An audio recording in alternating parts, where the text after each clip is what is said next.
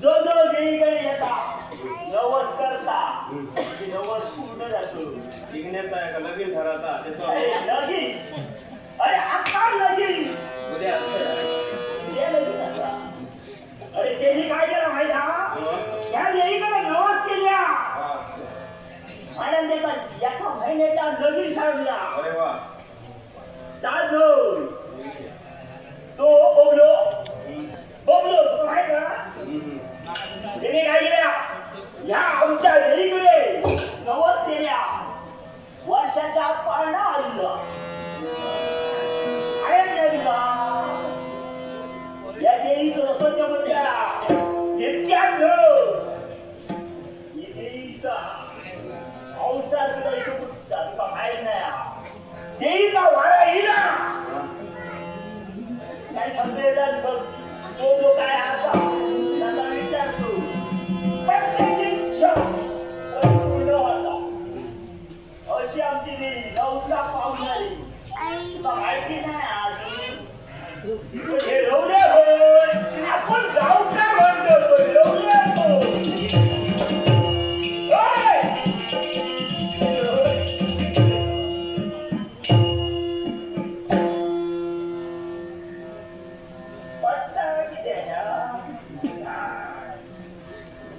गावकर कमी जातो म्हणून आणि साई याने माता दिला साई राई म्हणून आणि राई यांनी माता दिलेला हा गजाननाला वंदन करून यांनी नमस्कार करून बक्षीचा आनंदाने स्वीकार करतो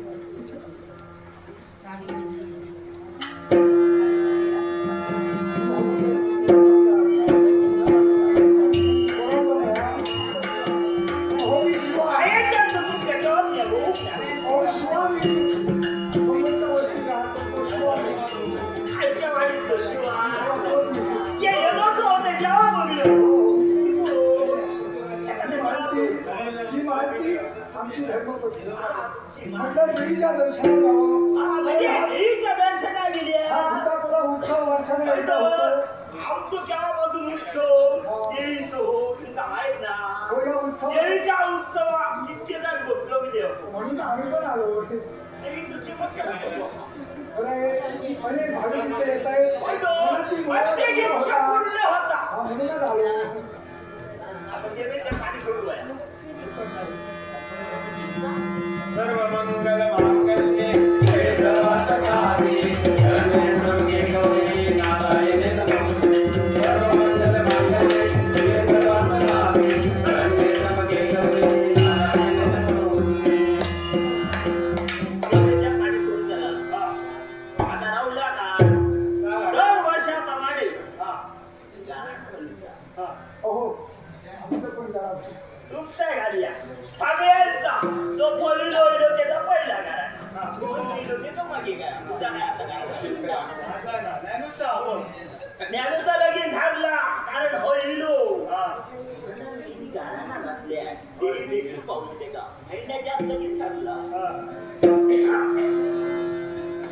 सुरुवात करूया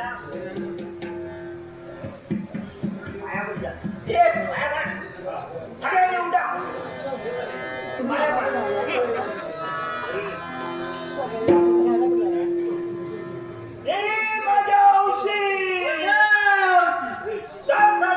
तुझी वेळीवरती सेवा केलेली असा त्याचप्रमाणे आज तुझी सेवा केलेली असा त्याप्रमाणे ठराविकप्रमाणे नैवेद्य ठेवलेलो असा त्यावर राजीचा आणि प्रत्येक पक्ष इच्छा परिपूर्ण कर त्यांचे निरवळ बोललेले असं त्यांनी नैवेद्य त्यांच्यानी हे नवं असते काय ठेवलेलं असा पेढे नारळ काय काय ठेवलेलं असा ज्यांचे नवस पूर्ण जाऊ लागेल तो एकदा पूर्ण करते याचप्रमाणे देवी माझी हौशी हो आमचं नवीन जोडा शिवा आणि त्याची बायको मालती दिलेली असो तुझ्या भेटी त्याचप्रमाणे त्यांची काय इच्छा असा ती परिपूर्ण करते माझी हौशी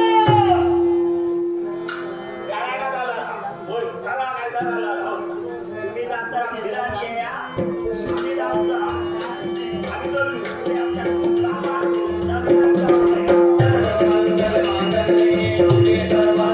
आम्ही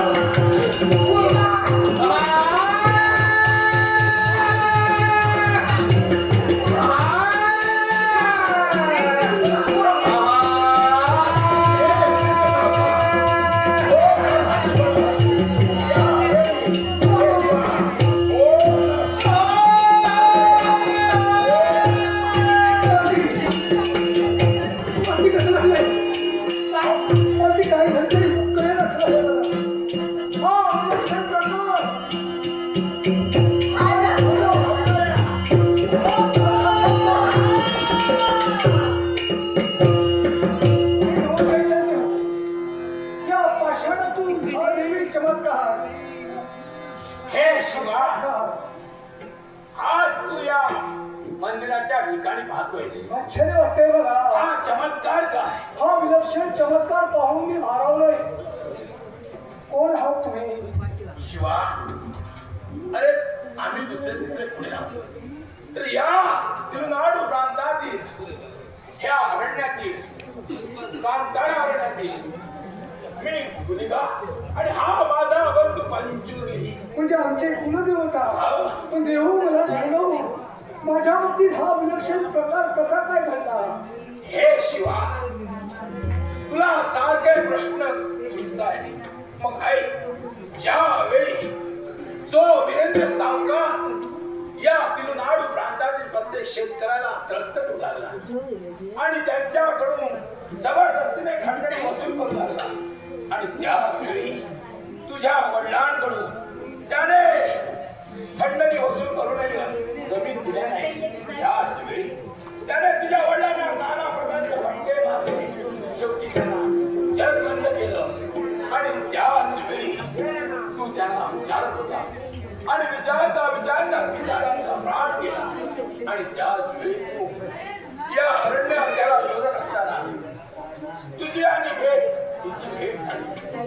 दोघांचं लग्न झालं पण ती गोड दुसरी पुढे नसून त्या वीरेंद्र सावकाराची कन्या होती. शेवटी तुझ्याचं प्रेम संबंध घडले आणि चालता चालता तू या ठिकाणी आला. या ठिकाणी हा बुधुला उत्सव चंद्र उत्सव चाललेला असताना त्या सैतानानं या संधीचा फायदा घेतला आणि तुला शोधत शोधत या चंद्र उत्सवात कुऱ्हाडीचा घाम तुझ्या मस्तकावर केला आणि त्या ठिकाणी तू मूर्छित पडला. ह्याच वेळी या सगुण रूपानं तुझं ठाव घेतलं आणि त्या वेळी तुझ्यात मी प्रविष्ट झालो आणि तू तुझ्या करवी त्या वीरेंद्र सावकाराचा घात करण्यात आला आणि ज्यावेळी तो ठार झाला रक्तममा होऊन मृत्यू पडला. त्यावेळी तुझ्या मी तुरंत बाहेर आलो आणि प्रकट झालो आणि तुला देवता देवा माझ्या अंगात त्यांच्या रूपानं तुम्ही वाहू लागला आणि एका दुष्टाचा सेवन करा. तेव्हा मी धन्य झालोय.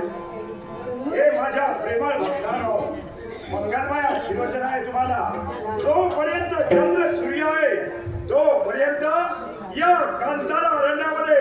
होता बोला उत्सव सारे भाविक भक्तजन अशाच प्रकारे आनंदाने साजरा करणार आहे. आणि जो कोणी दुष्ट नराधाम जो पापी असेल त्याचा घात करण्यासाठी एखाद्या सात्विक भक्ताच्या अंगात संचार उपाय येऊ त्याचा शेवट केल्याशिवाय राहणार नाही. आणि एवढंच नसून साऱ्यांना हा मंजुरी आदेश देतो आहे की ही वदनाई जपा, निसर्ग वाचवा, प्रत्येक काना झाडं लावलीच पाहिजे, झाडांचं संगोपन केलंच पाहिजे. अरे झाडं आहे तर झाडा मनुष्य प्राण्यांचा श्वास आहे हे विसरू नका. हा आदेश आहे तुम्हाला. निसर्ग वाचवा, वनराई जपा आणि कुणी कुणावर जुलूम जबरदस्ती करू नका, कुणाच्या जमिनी घेऊ नका आणि कुणाला त्रास करू नका. हा आदेश या गुलिगाचा श्वास घ्यायचा घ्या समाज